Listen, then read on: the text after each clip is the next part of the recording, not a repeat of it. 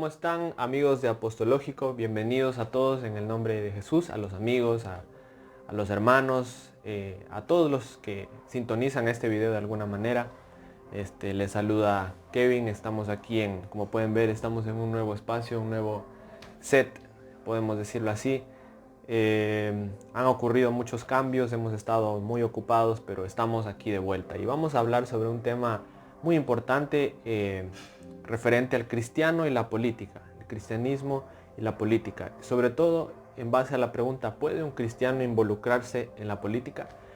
Y bueno, para empezar podríamos decir que de alguna forma nosotros los cristianos estamos partiendo de un concepto errado de la política, dado que todos los días nosotros somos parte de ella. Cuando vamos a votar, cuando acudimos a una mesa electoral, cuando protestamos en las calles, cuando escribimos algún artículo acerca de algún candidato, sea académicamente o por hobby, cuando convencemos a nuestro vecino de votar por algún político, cuando compartimos un post en las redes sociales, todo eso modifica y de alguna forma transforma el espectro político. Queramos o no, estamos causando una influencia y estamos abogando de alguna forma por alguna postura, ¿verdad? Entonces quisiera de alguna forma dejar en claro ese concepto, ¿no?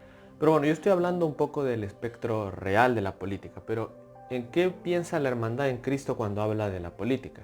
Bueno, la política ha sido asociada con actos de corrupción, con malas experiencias, nosotros sabemos, con coimas, con actos indebidos, con escándalos, etcétera. Entonces nosotros de alguna forma pensamos que siempre que hablamos de política estamos refiriéndonos a algún cargo político, estamos refiriéndonos a algún puesto público, y eso lo asociamos de manera negativa.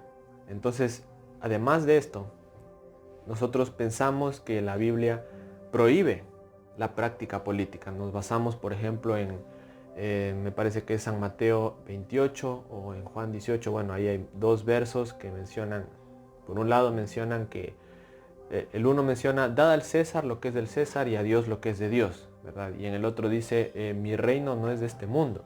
Si fuera de este mundo, pues mis seguidores pelearían por mí, los ángeles pelearían por mí, o mis seguidores lo harían. Pero mi reino no es de este mundo. Entonces decimos, bueno, esos versos de alguna forma denotan que la Biblia prohíbe la práctica política o hablar de política por parte de los cristianos, ¿verdad? Pero de todas formas, quiero decirles que ninguno de estos versos hace referencia en realidad a una prohibición de la praxis política por parte del cristiano. En realidad hubieron incluso personajes que participaron de la política. Nada más me acordaba que aquí en mi ciudad tenemos al gobernador de la ciudad. Él es cristiano, él es parte de nuestra comunidad. Entonces yo veo que de alguna forma las personas que aún siguen con esta noción no han profundizado mucho en la Biblia. David y Esther hicieron muchas cosas por el pueblo de Israel y ayudaron a su gente a través de la política, ¿verdad? Y cuando nosotros pensamos en este tema, también vemos que muchas veces decimos, bueno, lo que pasa es que de pronto una opinión de un hermano o la opinión de la iglesia se hace muy política y empezamos ya no a tener a Cristo como el centro, sino a la política. Y aquí yo quiero mencionar algo que dice Pablo en su carta a los Corintios. Me parece que es Primera de Corintios. Él menciona que nosotros tenemos libertad y que la conciencia de pronto de otras personas no puede violar nuestra libertad. Sin embargo, cuando ya nosotros vamos a lo que es el cuerpo de Cristo, entonces ya hablamos de una postura ya como iglesia. Entonces yo puedo tener mi propia postura política, ¿sí? Pero eso no puede extrapolarse a la opinión de la iglesia, o no puedo decir que esa es la opinión de toda la iglesia. Hay una segunda razón por la que nosotros como cristianos, como cuerpo de Cristo y como iglesia deberíamos mantener neutralidad en cuanto al aspecto político. Y es que Dios nos dio una misión que cumplir aquí en la tierra. Dijo: id por todo el mundo y predicad el evangelio a toda criatura. El que creyere y fuere bautizado será salvo, mas el que no creyere será condenado. Esto es algo que todos conocemos, es un verso, ya es como un verso clave para nosotros. Y aquí nuevamente recalco que estoy hablando del cuerpo de Cristo, no estoy hablando de nuestra conciencia individual que de alguna forma puede involucrarse en cualquier área académica o de cualquier tipo, ¿verdad? Porque tenemos esa libertad. si nosotros comenzamos a hacer proselitismo político y nos desviamos de la misión primordial, que es predicar el Evangelio, entonces nos estaríamos saliendo del objetivo y estaríamos haciendo algo que Dios vio como un error, porque Jesús vio que la transformación de la humanidad estaba en el corazón, no de pronto en los intereses de grupos, que eso es lo que de pronto ahora, a lo menos en Occidente, se lo está viendo, que tratan de colectivizarnos, tratan de meter al individuo en grupos y tú tienes que de alguna forma identificarte con estos grupos, y si no lo haces de alguna forma te marginan y te empiezan a llamar nombres, ¿no? Que te empiezan a decir racista, te empiezan a decir clasista, bueno, que eres fóbico a todo lo que hay ahora, los grupos que están saliendo. Entonces se prima el colectivismo por encima del individuo, es lo que está pasando ahora. Entonces nosotros vemos que Jesús apuntó al corazón de las personas. Él vio que la transformación verdadera era en el corazón de las personas. Veo muchos cristianos posteando cosas en las redes sociales, luchando por las mujeres, luchando por los niños, porque hay violencia, porque hay lo de acá, y de pronto apoyan a partidos políticos y hacen tantas cosas.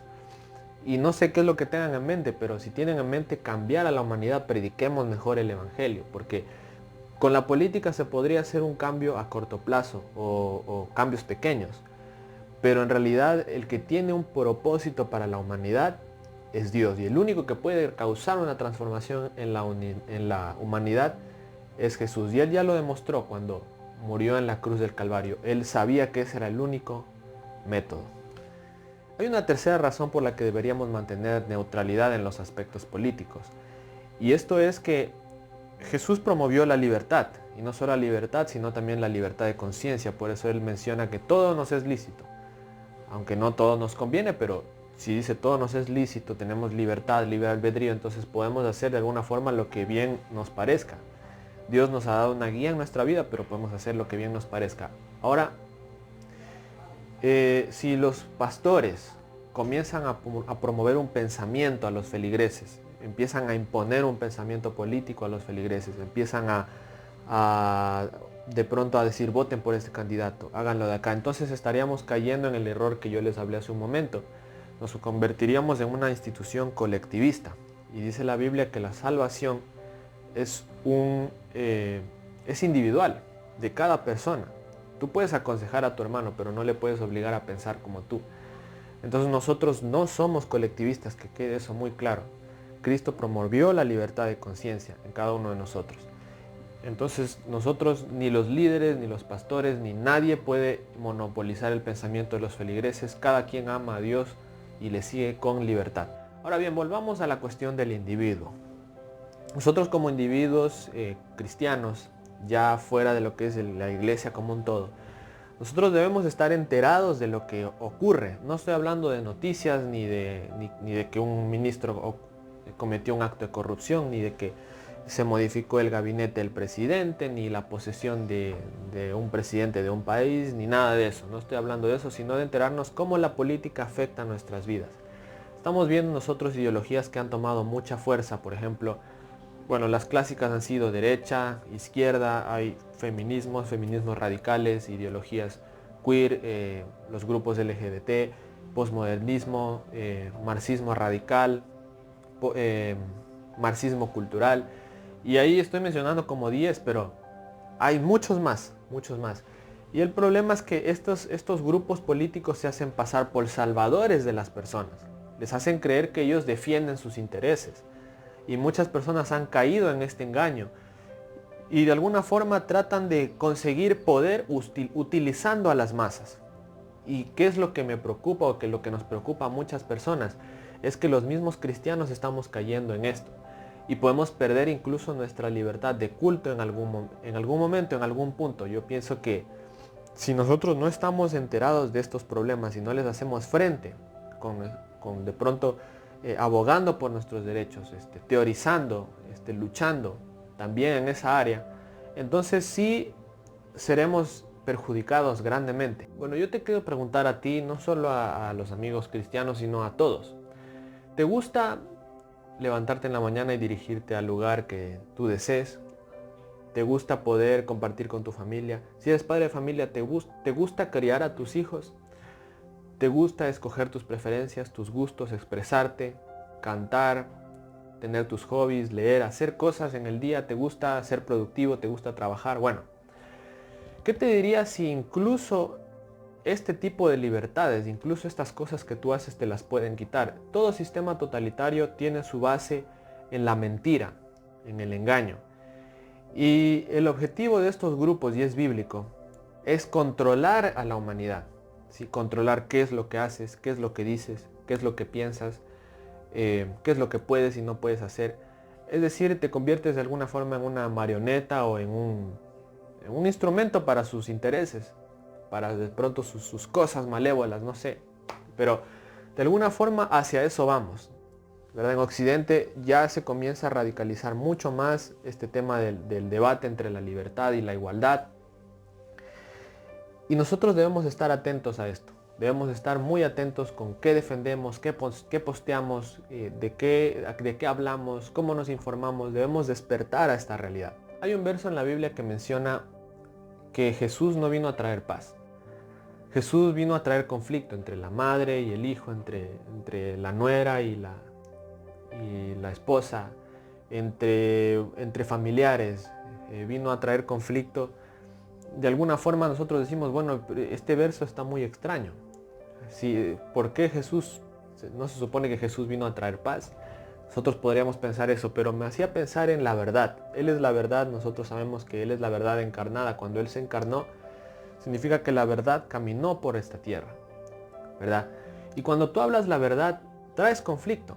No sé si has probado alguna vez de pronto decirle a algún vendedor que te quiere dar algo o te quiere vender algo y te dice cómprame esto y tú le dices no lo necesito y de pronto te ponen mala cara. O le pides un favor a alguien y tú le dices la verdad, le dices no tengo tiempo, no puedo hacerlo. O alguien te presiona para que hagas algo y tú le dices la verdad, le dices no quiero hacerlo. O le dices la verdad en cualquier cosa, tú traes conflicto porque estás trayendo, nosotros vemos en el Génesis que en el principio creó Dios los cielos y la tierra, etcétera, etcétera. Y cuando Dios habla, cuando el verbo se expresa, entonces todo el caos que había produjo orden y Dios vio que era bueno.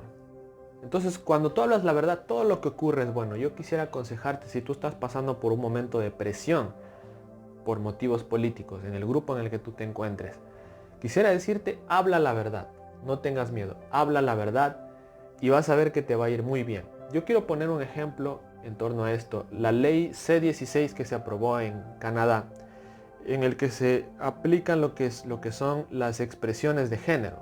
¿Qué más o menos estipula esta ley? Esta ley estipula que si tú no llamas a una persona por el pronombre con el que se identifica, por ejemplo, si hay una persona que biológicamente es hombre, pero que se autoidentifica como mujer, entonces podrías enfrentar cárcel por eso, ¿verdad? De alguna forma nos venden la idea de que están tratando de parar la discriminación contra estas personas, ¿verdad? Pero ¿en qué se han metido? ¿En qué se han metido? Si tú lo analizas profundamente, se han metido en qué puedes y qué no puedes decir. De alguna forma ahora el gobierno puede incluso controlar el lenguaje. Y se lo digo a todos que lo mismo será con la comida, lo mismo será con tus propios hijos. El gobierno va a criar a nuestros hijos en un futuro probablemente. Lo mismo ocurrirá con tus gustos, a dónde puedes ir y a dónde no. Y vemos sistemas como estos en Cuba, ya en Venezuela, donde se va radicalizando más y más. Se lo vio en la Unión Soviética, se lo vio en la China de Mao, etcétera, etcétera, etcétera. Muchos de estos sistemas que se han radicalizado han llevado a las personas a la esclavitud. Nosotros sabemos que el dueño de la esclavitud se llama Satanás, tenemos un enemigo.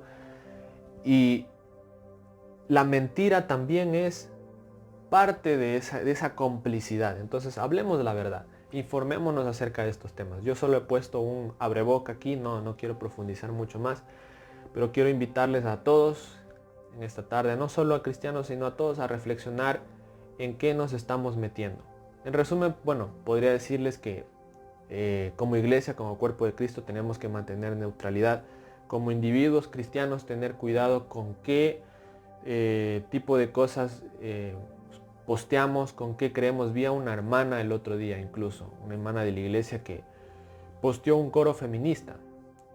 La verdad a mí me dolió mucho esto, me dolió muchísimo, porque no sabemos, nosotros, dice la Biblia, y aquí me tomo mi pausa un poco porque me hizo pensar, que mi pueblo se perdió por falta de conocimiento. Ten cuidado con lo que posteas, ten cuidado en quién confías, ten cuidado por quién votas, ten cuidado cómo manejas tus libertades que tienes hoy. El movimiento feminista, de alguna forma, ahorita pensando así espontáneamente, aboga por las mujeres, ¿verdad? Trata de decir que las mujeres están siendo oprimidas en muchos tipos de áreas, ¿verdad? Pero cuando estas personas que defienden a las mujeres, entre comillas, llegan al poder, ¿qué es lo que quieren en realidad? Bueno, nosotros vemos que el movimiento abortista, los Planned Parenthood y todas estas cadenas de clínicas abortistas hacen millones de dólares. Los gobiernos se financian con esto. Los gobiernos ganan votos con esto, ¿verdad? Nosotros tenemos que tener mucho cuidado con qué es lo que apoyamos. Yo quiero dejarlo ahí, yo quiero que te informes, que busques qué es todo esto. No profundizo mucho más, pero a lo que sí llamo a la comunidad cristiana es a que se informen, investiguen más a profundidad. No te pongas una bandera de algún movimiento, mejor ponte la bandera de Cristo. No trates de convencer a alguien de una postura política, mejor predícale a Cristo. Habla la verdad. La verdad puede traer orden del caos, y todo lo que sucede cuando hablas la verdad es bueno. Que Dios te bendiga.